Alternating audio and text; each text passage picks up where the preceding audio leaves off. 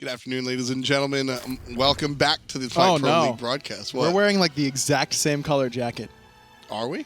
Yeah, it's like really close. Yours has a little bit more like texture. Flavor and coolness. I was going to go with like some nastiness and grittiness. No, it's dirtiness. It's textured maybe. Because it's a nice handmade suit.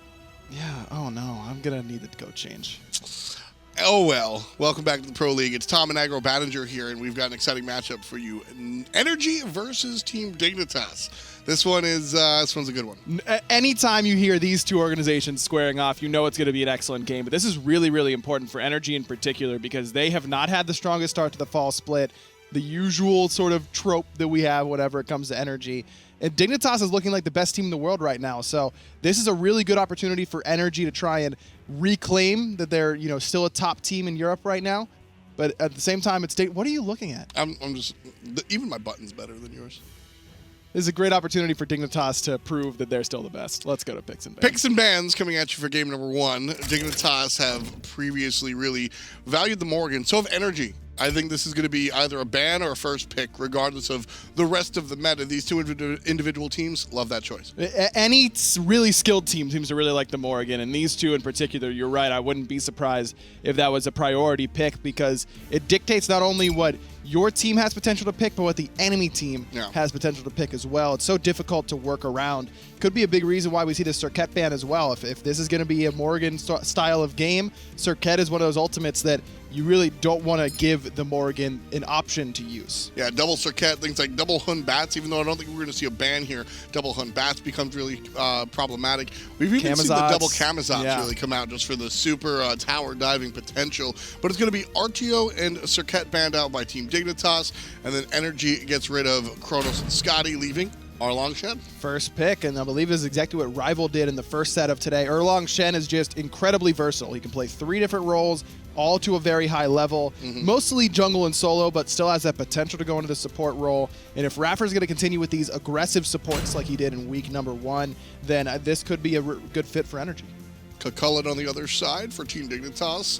Likely to be the hands of Variety, especially after seeing the Nemesis pick. I'm almost entirely sure. Variety does play some weird stuff, but not assassin style, more the mage style over there in that solo lane, and recently been warrior-centric. So Chulainn and Nemesis for the solo and jungle respectively. And then NRG are the ones that win the Morrigan sweepstakes. We'll see that likely in the mid lane? Yes. Question mark? Definitely in the mid lane for Yammyn. I don't think there's any way that NRG is putting that anywhere other than their star mid laner's hands.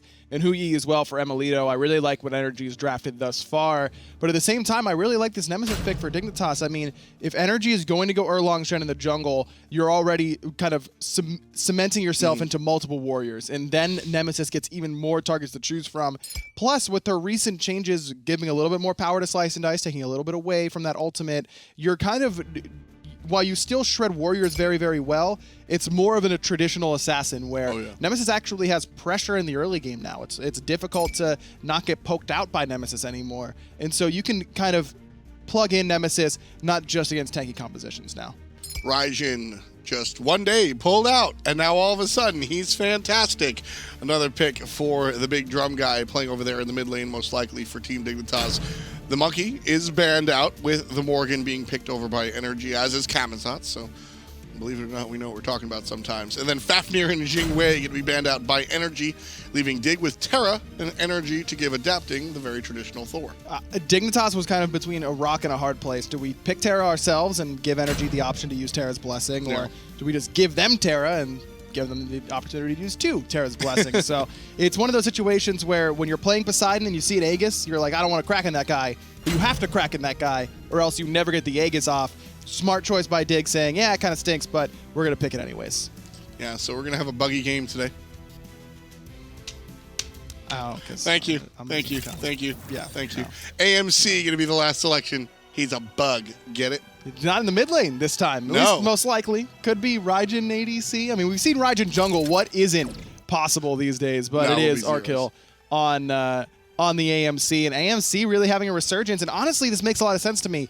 ADCs get so much farm these days. They are left alone on an island. They don't get any pressure. When was the last time you saw a jungler gank dual lane before even 18 minutes or something like that? Adapting needs to come over here and shut down Arkkyl on this AMC because this is a good matchup for him if he gets pressure. emilitoo doesn't have a CC immune ultimate. His jump, while quick, can be pulled down by that stinger. You will have that cripple effect. And Arkkyl has excellent clear in the early game. Yi is good enough, but not AMC level. I mean, no one really is. So Arkkyl will get pressure in this lane if left alone. It's just a matter of will Adapting come over and help emilitoo out in this matchup? That's the big question, and Adapting has what it takes. I mean, really, that's the reason that we don't traditionally see a lot of AMC is because he's easily killed. But when you're going to be adapting with a wall, well, there's no getting out of there. So I agree. I think that we need to see a shutdown of the AMC. Look at where Trixtank is. He's alone on the left side of the map, and look at where Arkkyl is. He's in mid lane. He cleared the wave, and now he's on fire elementals with his mid laner. I love this from Dignitas. Terra's level 1 clear, bad. Just straight up not very good. AMC's level 1 clear, phenomenal. Yeah. So that's where you put him to be that extra push pressure. Between Raijin and AMC, no one is out clearing that mid lane pressure, and this gives Zyrhoes the option to move around. This gives Arkkyl an opportunity to move around. Both buffs still up on the left-hand side. Oracle's still up on this left-hand side. Now these two can come over, grab these up for free, and you're not under a lot of pressure, especially with Adapting starting in the solo lane. Oh, maniaKK. Falling down, Variety and QvoFred able to get the upper hand, and I'm absolutely with you on that one. You know, I've been saying for a couple of weeks now rather loudly that, you know, you don't get to the #1 position by following the leader. You've got to forge your own meta. But at the same time, you don't just do weird stuff for weird stuff's sake. There's a reason you combine the gigantic clear of the Raijin and the Bumblebee, and you're able to just push out. That's why we see them get the Oracles. If Arkkyl starts over here in this dual lane, Ryan, I mean, what happens? It just winds up being a wash. More or less a wash, yes. Now, Dignitas could have tried to stack AMC and Terra on this left-hand side and invaded these buffs on the left, not allowing emilitoo to find them by himself. And there is a downside. emilitoo does get more XP this way. He should be a little bit ahead of Arkkyl in that department, but this puts Zyrhoes ahead. And this gives Trixtank a lot of free farm as well. He's up a level right now over top of iRaffer on the other side. He's got a little bit of extra XP per minute, a little bit of extra net worth as well. So this gets Trixtank a little bit farther ahead. Arkkyl will be behind in XP for about a wave or two, but once he starts getting the solo farm, which should be right around now, then he'll be able to catch up fairly quickly. So as we see the Rankdos mask coming out from Yammyn. This is a risk versus reward, and if you've been following the Pro League for a long time, you know how I felt about old Heartseeker. Y'all know how I feel about Doomorb. I like risk versus reward, but Rankdos mask hasn't done it for me recently. But there's not a lot of risk involved. You spend the 500 gold, so you're behind in your build, but it's only 500 gold, and if things start going really south with it, you sell it for 333 gold, and you really didn't spend that much on it. I really like this item. I think that it's about time we start to see it in competitive play because it has every single stat every damage character wants. Movement speed, penetration, cooldown. Sign me up. Yes, it takes a little bit to get there, and you may never get it, but to spend 200 gold to get a little bit of extra movement speed and cooldown reduction, sure, I'm a fan of that. Yeah, I mean, it winds up, and I know you bring up the point that, sure, you can sell it back for virtually everything that you got. You know, I get that. It's just a lot of times you're delaying your build by important items. I mean, the mage needs to get online sooner rather than later. Otherwise, he's going to get hit up by the jungler. You're not wrong, because that early game is very, very important as Adapting comes over and gets some revenge on that solo lane onto Variety, combining with maniaKK, only one ultimate used in that scenario. In the early boots and the second item, very, very important on the Morrigan, but in any mage for that matter. But the early game, the Morrigan's not going to do a whole lot for you anyways. You pick the Morrigan to go into the late game. Now, if this was Zyrhoes getting it, I'm probably saying to myself, he needs to get a big lead in this scenario to make it worth picking up this Rankdos mask. But on the Morrigan, you're playing for late game anyways. May as well go all in for that. That's fair. With that in mind, understanding that mages aren't all one size fits all, I'm a little bit more open to it. Still not a #1 fan, but you know what? You're winning me over piece by piece, Aggro. That's all it takes, man. One at a time. We'll get you on the Rankdos mask. Next, you'll be saying, man, mid laners don't get enough farm. We should try and buff all mids. Next thing you know, Zeus is going to have a stun back. So Sobek over here in the mid lane going to get stunned out by the Terra player, Trixtank. A little bit of trouble there. So Terra going to be in a different spot pretty soon. Right now the Gremlin's being wrestled over. We'll talk about Terra in a moment. Variety looking to zone out Yammyn here. Does so successfully. We're saying goodbye to a root in a future patch. How do you think that's going to affect how highly contested this character is? she still has Terra's blessing, and she's still competitively viable. That's all you need to know. I mean, that ultimate is so good that it certainly will hurt her. The CC potential that she has, that's guaranteed. That's what's so potent about her combination, is that the 2 is guaranteed off the 3-1 combo. Everything is guaranteed off the root. Now you're going to have a harder time confirming that crushing earth, and that is going to make Terra, I think, a little bit less prioritized. I don't think she'll be one size fits all. But if you have a team that needs a little bit of additional safety, needs a little bit of extra aggression potentially, needs a little bit of extra sustain, Terra's going to be a great option. It just won't be, yeah, we need a support. Terra's great. Nice ultimate by maniaKK. It's going to heal him up right there. Variety might have been able to handle that if that heal didn't come through. It did, and Variety still might be able to handle it, and that's exactly what he does. Under the tower, no fear whatsoever. The solo laner for Team Dignitas takes care of business. But now iRaffer with the big boy slow, looking for revenge here. Pops down Variety to about a hair of HP. Tail whip is good. Sickening won't confirm. Adapting misses both the ult and the hammer. That was Yammyn.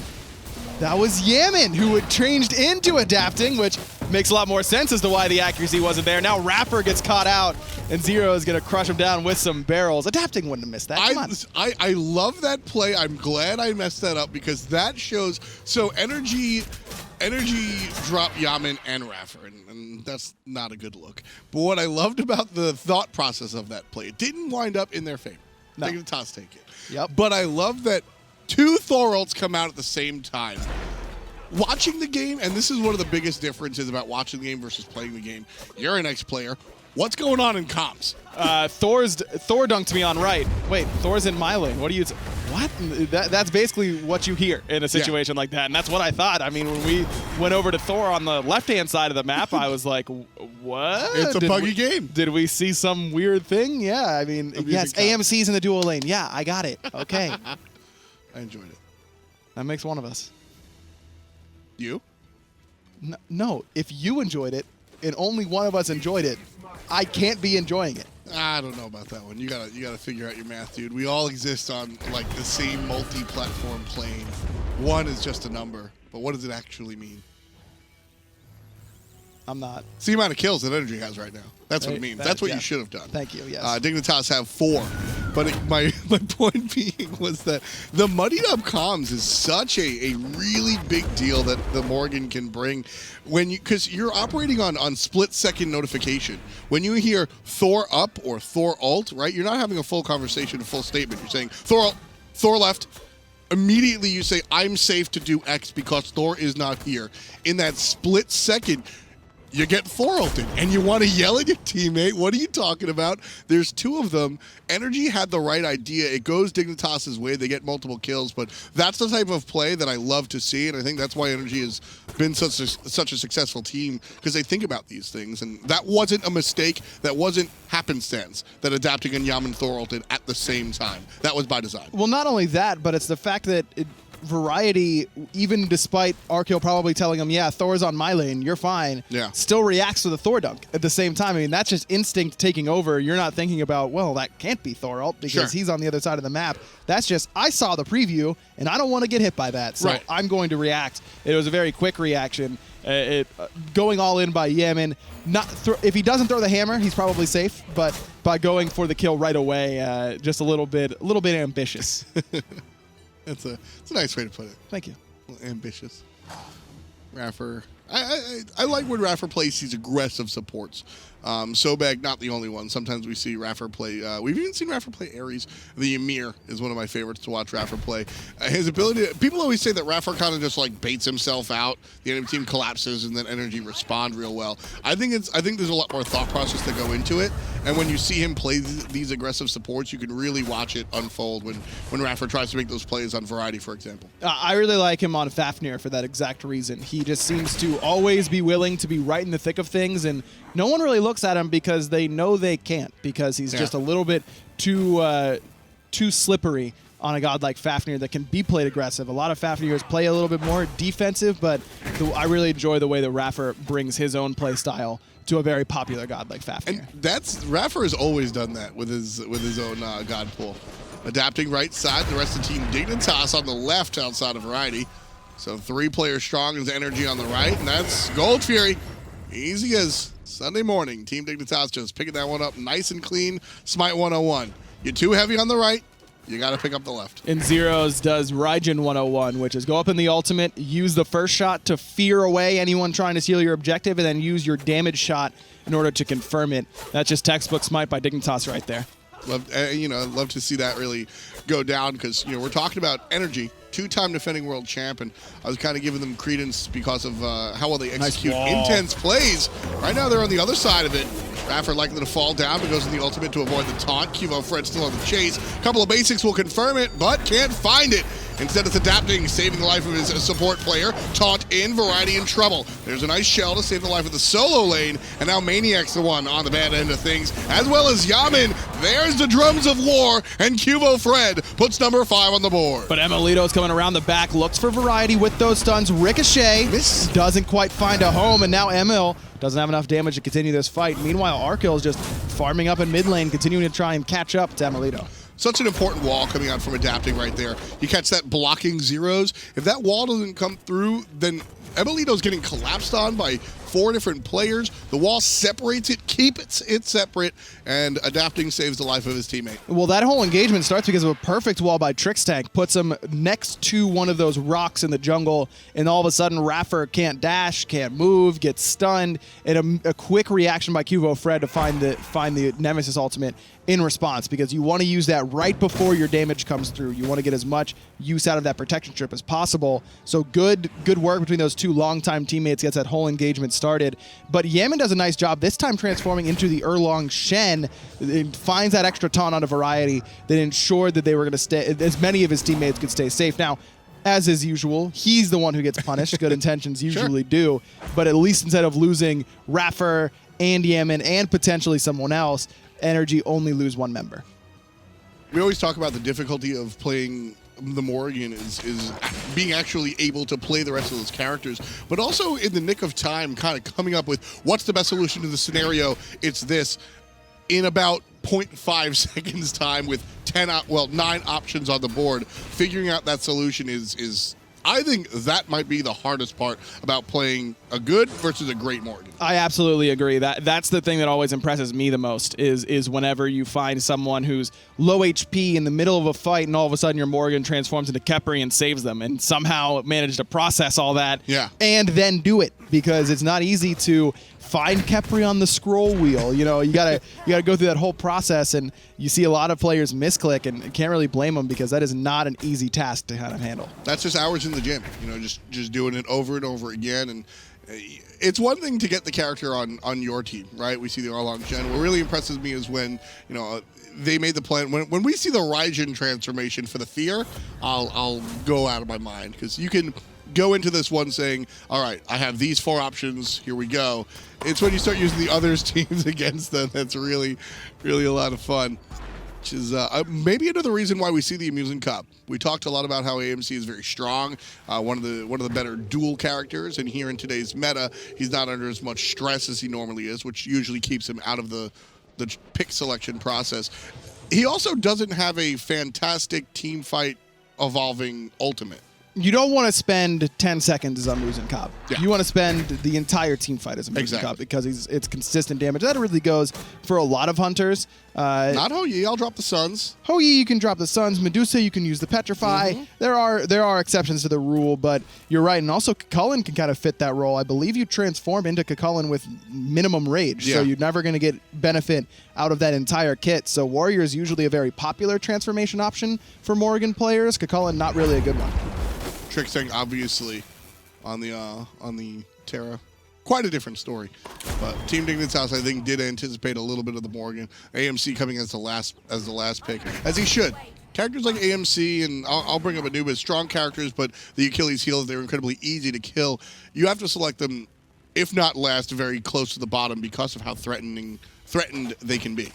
I mean, this AMC looks threatening. All the AMC skins recently have been so cool, man. And I really like that we're getting a chance to see him played in the SPL again, because I think that he has so much going for him, and to have one large Achilles heel, but be the only reason that he doesn't see competitive play. Just never really sat right with me. He does so much for a team composition. I mean, you need someone who's going to burn objectives, AMC's near the top. Someone who's going to knock down those towers quickly, same sort of deal, near the top. He can duel better than just about anybody else. He can team fight really well if he can stay safe, and he shreds carries, he shreds tanks. He does everything you need a hunter to do, except he's left-handed, which is some bias against us left-handers. Never mind. There is bias there, man. I'm telling you. Some hunters don't like him because he shoots from the left, but there's nothing wrong with being lefty. No, absolutely not. No, it's cool that he's lefty. I agree. Lefties are the coolest. In video games, not in real life. Especially in real life. No.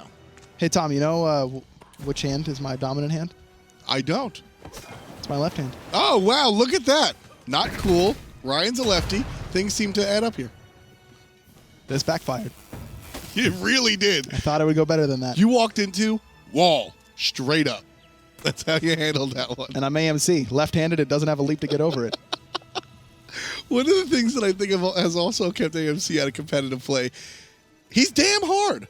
Creating a network of hives that's, one, going to kind of stop being not toppled by the enemy at every opposition, and also positioning incredibly difficult when you don't have an auto escape button, right? He's just really hard to play, and I think that sort of kept him out of the public eye as well. No, yes, I agree. He does have some small intricacies to that kit, and the honey certainly one of them. Using that at the right time because it's very mana costly. You can't just be throwing honey out left and right if you're not going for transcendence. iRaffer chooses the right route to dash away from a nice stun from Trixtank. Yeah. There are some intricacies to that kit, but the good AMC players, you'll see them use their hives effectively, and more importantly, throw out Stinger as often as possible. Trouble for the NRG squad as they're caught up in the right side of the map, but it's maniaKK and iRaffer really that are caught, so they're relatively tanky. Ultimate out of iRaffer does just barely a little bit of damage. And we're seeing the defensive options come out not just in the mid lane, but also on the hunter position.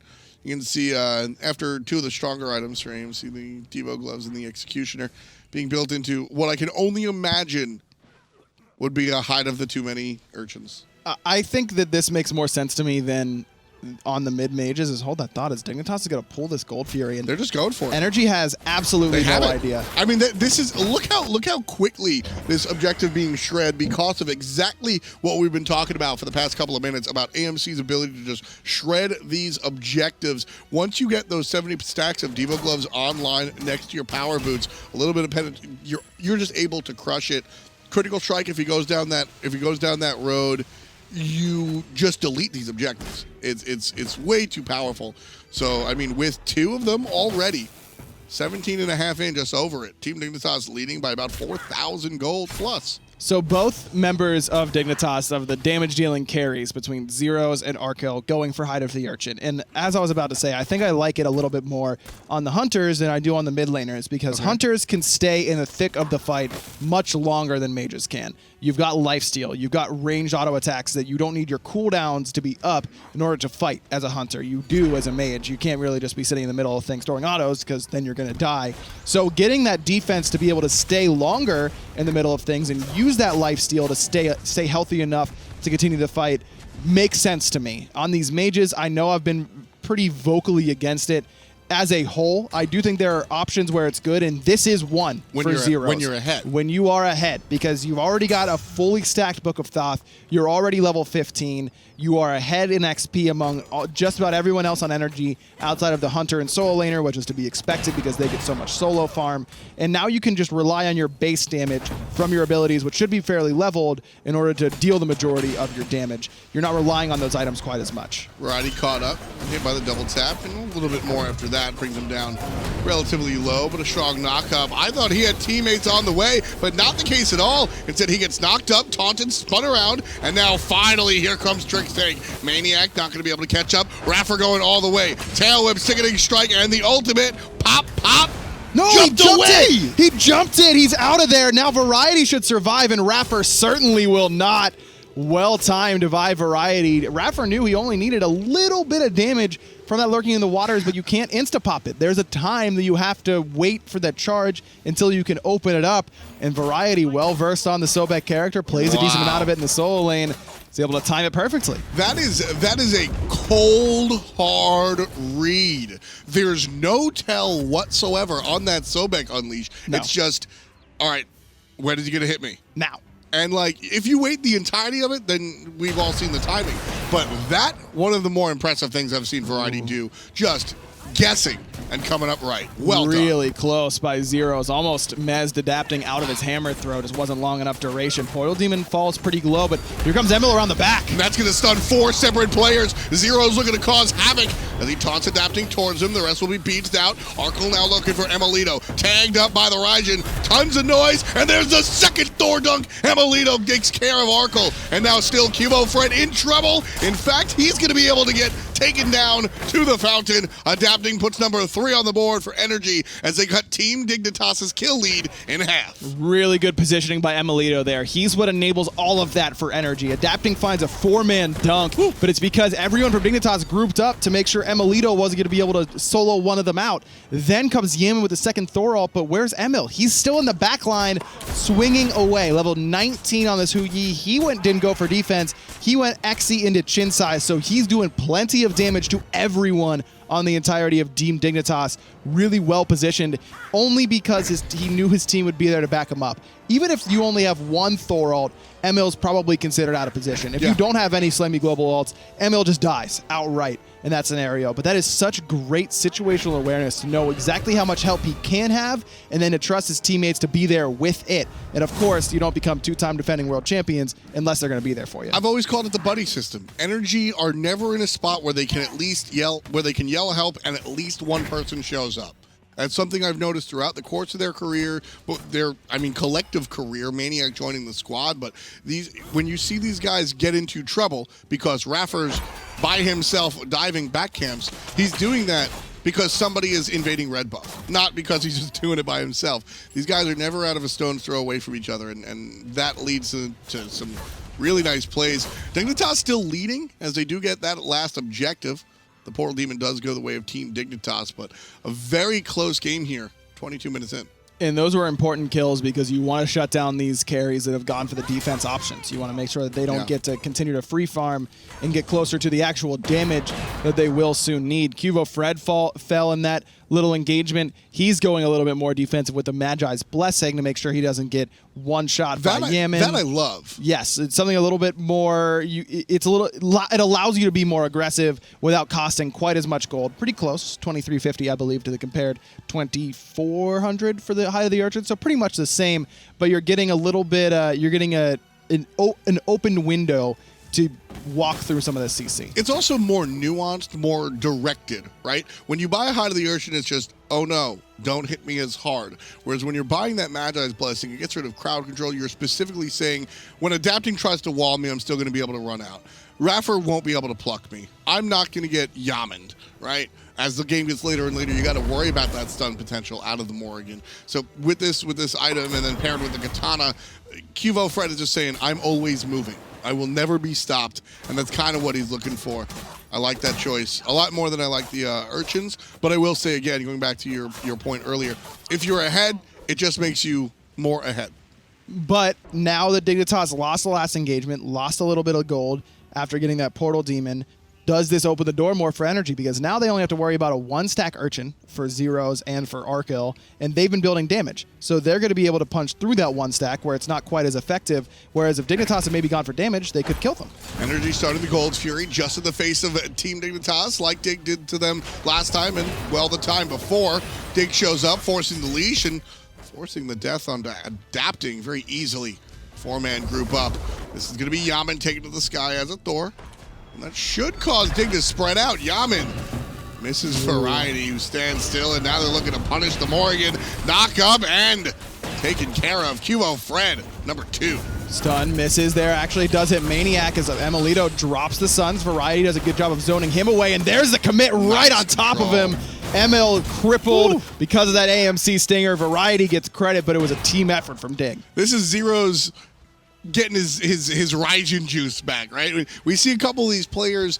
I feel like everybody wound up playing Raijin when he was the straight-up burst character, but there was a couple that really stood out. I think of Zyrhoes, I think of Whirlwind, and whoever else besides the point. But the point is, as we see Raijin come back, you see these players get more and more used to playing aggressively and using that dash for control. maniaKK doesn't even need to be controlled by the dash this time. Variety takes it, puts number 10 up for Team Dignitas. Fire Giant continued, iRaffer looking on. And now this is where that Height of the Urchin feels phenomenal, because you just got a ton of stacks and you're super tanky, and iRaffer is not going to be able to do anything, even if it wasn't a 1v5. Yeah. I always liked that choice. Now here, adapting, being zoned out by Trix, takes to the sky. Just stop. Yeah, just walk away. Trixtank controls, takes care of the aggro, and just now we push forward, adapting on the floor. Textbook play. Zyrhoes does get stunned, but not worth committing any hammer there, because adapting knew that probably would have gotten jumped on right away. Fire Giant goes to Team Dignitas after a lengthy pull by them. Now they're going to go for the Portal Demon on the backside. I love how well Qvo and Arkkyl have been working together. These two have been next to each other, and that's not what you really expect Assassin and Hunter normally, but especially whenever it's Nemesis, super mobile, can get in and out, and AMC. None of those things. But you saw how much damage there was onto adapting off the Nemesis ult, AMC ult combination. Adapting beats, thinking, okay, I can just beat the cripple and hammer away, and I died from 60% HP, and that's the kind of burst damage that Arkkyl can provide if QvoFred's going to be stripping away those protections for him. Yeah, it's a really big deal, and I love the way the Team Dignitas have really been working together as of late. You mentioned how long that Fire Giant pull was. Sometimes it's got to go that long, and they did exactly what they need to do.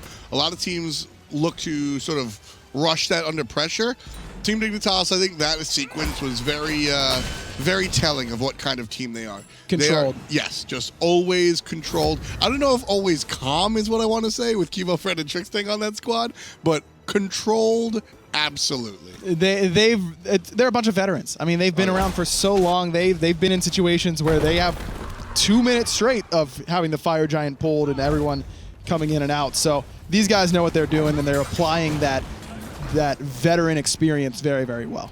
Man, they just, there's a lot of analysis that can be done, but sometimes you just want to sit back and say they look so damn good.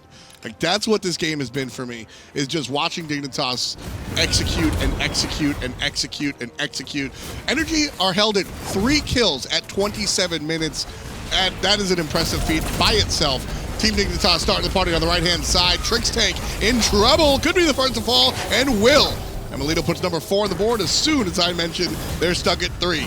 Jumping away is the Hunter, but iRaffer stuck very low. emilitoo sticking around to look for the stun to save the life of his very support. And on the back end comes adapting. Wraparound is going to be Yammyn in secret, and he looks for the stun. emilitoo gets the kill. But look at the damage that Dig puts out. Qvo survives because of a good shield. Now Zyrhoes gets pinned by maniaKK, but it's only 2 frontliners who aren't going to be able to grab him.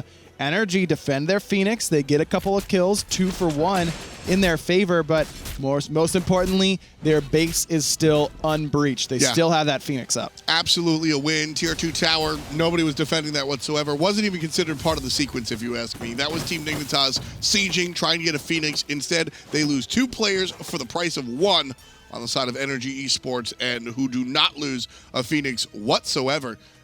There was a great play coming out from NRG. Kind of brought to you by adapting. It was adapting. It was a little bit of an overcommit by Dignitas. It was emilitoo as well. I mean, he shredded through Trixtank. Trix never got an option to impact that team fight whatsoever because of how quickly NRG was able to single him out and bring him down. Dignitas was just a little bit too far back, or you could make the argument that Trixtank was just a little bit too far forward. If you ask Zyrhoes, I think I have a guess on which one he'll tell you.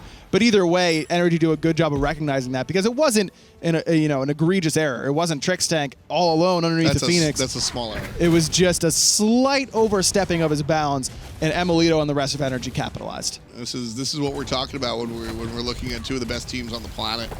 I mean, Team Dignitas, I think, have solidified themselves, for my money at least, as the team to beat.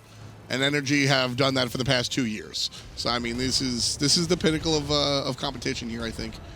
Arkkyl here seemed to have finished his build at 4 items, and then went for 2 defensive options. 1 just straight up damage reduction in the Urchin, and then a conditional one when he gets crowd controlled. He really doesn't want to get killed by Yammyn. Yep. That's what this build is. Yammyn, please don't one-shot me, is what the name of this build should probably be. And while I understand that there's a lot of pressure that the Morrigan can put onto these squishy characters, I feel like if Dignitas were to just build aggressively and try and push down the game, they have that window of opportunity right now. Tom, they're up 9,000 gold. Woof. The Morrigan is almost done with Rod of Tahuti, but even when that happens, he's still only level 18. He only has 4 items after Rod of Tahuti's done. Rangda's Mask only has 3 stacks. You're not in one-shot territory for another 12 minutes, probably, from the Morrigan. If Arkkyl builds damage and just tries to group up and end the game with Dignitas, you don't give the Morrigan the opportunity to one-shot you. And honestly, even if it gets to the point where you build damage and the Morrigan does start to one-shot you, you can sell an item for Spirit's Robe at that point. I think I'd rather see Dignitas go for the aggressive route initially, and then if that sort of window of opportunity for Yammyn starts to open up a little bit more, then you can start to build around that potential. But it's just not there yet for him. I'd like to see that Titan's Bane come out, especially knowing that there's still 2 towers in the middle lane, another tower on the left-hand side. There's still work to be done here. Variety in trouble, and the flip is going to be negated because of that passive from Terra. Nice Yammyn Aegis. slowed down, right side. Bit of a half fight here. Really nice Aegis there. It's only a half fight because Yammyn immunes the damage from the Nemesis ultimate. You can Aegis Nemesis ult. That's what we saw there. You still get slowed, you still get your protection stripped, but not that big chunk of damage that Qvo was looking for. Well, Portal Demon pulled, let go. Fire Giant accidentally pulled, still just raging around. Gonna knock up Arkkyl. That's a big deal because, well, that didn't proc his Spirit Robe, but something else did. So that's on cooldown for another 10. Nice slice and dice from Qvo, just cutting down the HP of the guys on NRG. Big stun. That might mean a commit. Trixtank certainly thinks so, but the rest of Dig playing it safe. There's the ultimate from Trixtank. As into the backline goes Yammyn, and right as he de-transforms, looking for Arkkyl, but Zyrhoes finds him first. Big taunt coming out from the Arlong Shen as well. maniaKK making big plays, but iRaffer isolated on the back end. Dig collapse, take him down like a bug zapper. Variety on the good side puts number 14 for Team Dignitas. Adapting, forced to retreat with his ultimate. Dig have the 5v3 advantage now, and Variety the only one low. He can back to base if necessary, but there's a good call. Get this Portal Demon. Now everyone can back and heal up and burn down this Fire Giant quickly. NRG Esports, NRG isolated themselves there. That was the problem. NRG, every time we give them credit, it's because they're grouped up and they're playing as a team. And the second they isolate themselves, Yammyn goes too far by himself. iRaffer goes to help him, but that's kind of just lemmings into the slaughter. Yammyn was already dead by the time iRaffer found himself behind enemy lines. They're the 2 that fall down before the 2 that fall down in the neutral camps. Portal Demon, Fire Giant, Team Dignitas. The way that Yammyn has used this Thor ult has been really, really cool. He's waiting until the transformation is about to end, and then he's going up into the Thor ult. And then, because it won't change you while you're in the middle of an ability like that, it allows him to get into the back line, find a stun, and then he's immediately Morrigan again. Double stun? He's not wasting any time at all to get the true damage out, because yes, Thor's going to do great damage in the late game, but not Morrigan level. You want that one-shot capability, so he's using this Thor ultimate and transformation in general as a way to immediately get into the back line and then de-transform. Problem is, he needs that mobility that Thor has that the Morrigan doesn't, because everyone on Dignitas is always looking for where Yammyn is. And the second the Morrigan shows her face, Dignitas are just turning, collapsing. That's one of the things that Team Dignitas does very well, is target swapping. They call a target, and like a machine, they all just go, where? Okay. They all look at him and they just take him down. I want to bring up a point about Yammyn's build, though.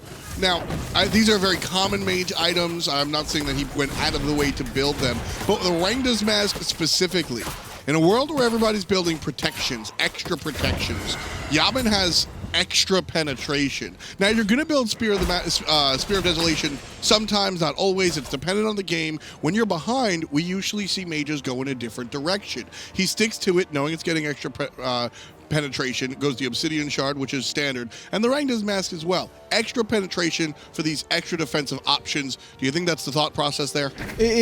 Like I mentioned, the Rangda's Mask gives everything you could ever want as a damage dealer between movement speed, cooldown reduction, and penetration, outside of the power, of course. Problem is, you need to be able to stack that Rangda's in order to get that penetration. You're only getting movement speed and cooldown reduction per stack. Whenever you complete the ranked as masters, whenever you get that big benefit of the pen. So sitting at 3 stacks doesn't really do a lot for Yammyn, but this is a pretty standard Morrigan build. I do like the fact that he didn't go right into Polynomicon right after Spear of Desolation, as we see some players do, knowing that he's going to need that extra penetration against those defensive options.